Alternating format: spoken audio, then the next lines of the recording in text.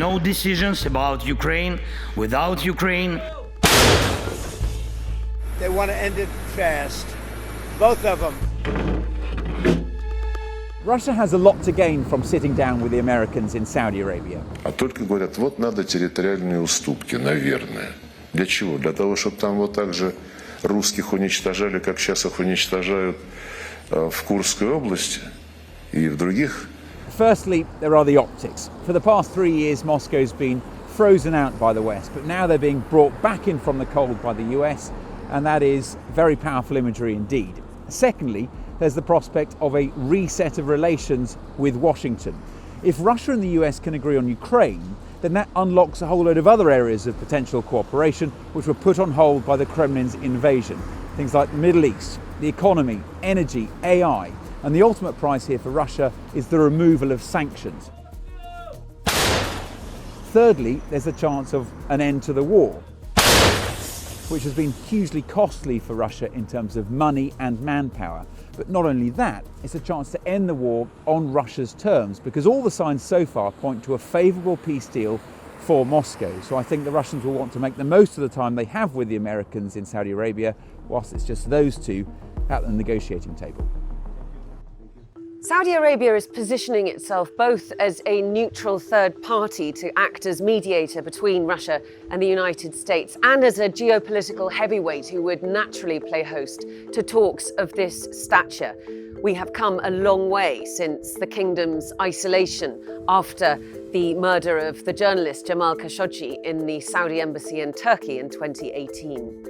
Saudi Arabia has also played a key role in the prisoner swaps between Russia and Ukraine over the course of the last few years since the start of the Ukraine war, and in prisoner swaps between Russia and the United States, the huge one last year, and last week's swap of the American teacher Mark Fogel from Russian custody. I had to get him back home because I would have had big trouble with his mother.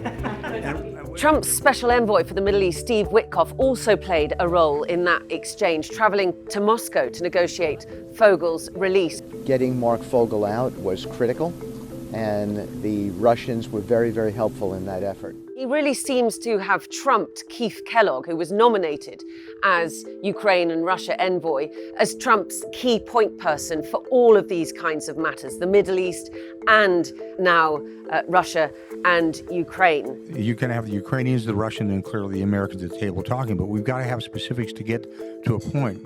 Donald Trump believes in great power politics. He thinks that only the top players should have a seat at the table. That's the United States, that's Saudi Arabia, that's Russia. Presumably at some point that will be China too. He doesn't want to deal with powers that he considers weak, his long-standing allies in the EU, Ukraine, or certainly not at this stage.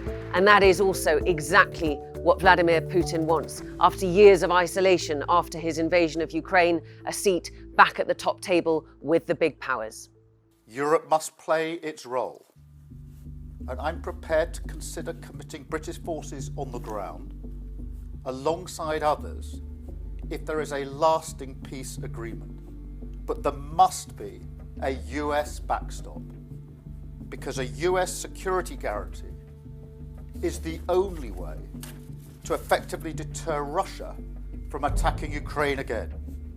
For the first time, the Prime Minister has said he's ready to put British troops on the ground in Ukraine as part of a peacekeeping force alongside other countries if there's a deal to end the war with Russia, but in order to deter the Russians from ever attacking again.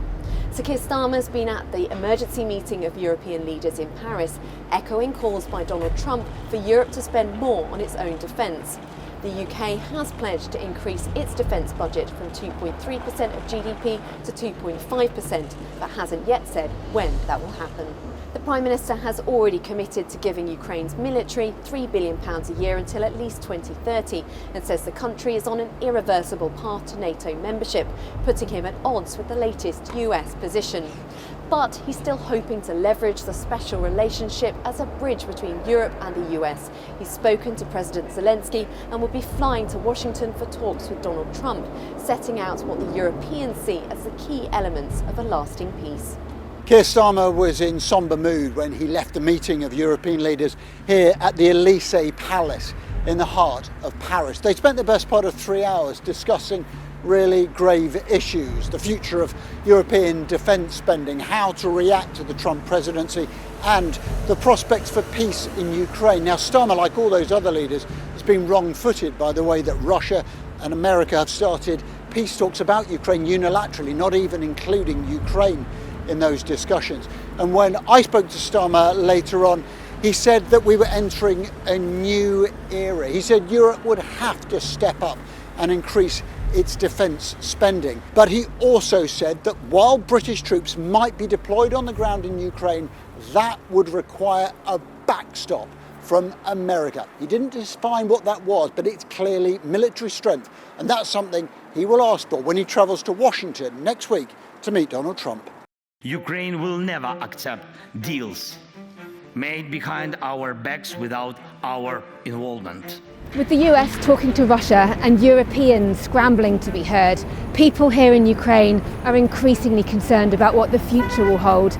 This country has been fighting Russia's full-scale war for almost exactly 3 years. Yes, they want the fighting to stop, but they want it to be on terms agreed by their president, not imposed on them by Donald Trump.